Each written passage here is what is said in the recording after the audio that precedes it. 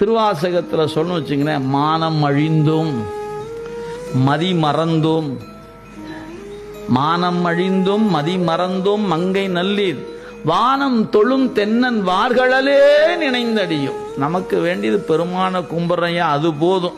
நமக்கு மானம் மதி அதெல்லாம் ஒன்றுமே. ஏன்னா உனக்கு மானம் இருக்குதா இல்லை, மதி இருக்குதா இல்லை, இப்போ என்ன இருந்து என்ன போகுது?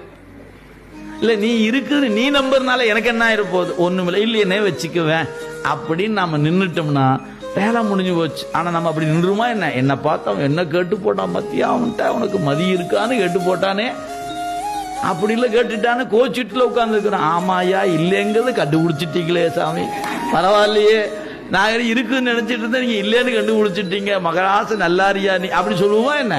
ஆனா நமக்கு அப்படித்தான். ஆனா மணிவாச சொல்லுகிறாரு, அதெல்லாம் விட்டுடுங்கிறார்.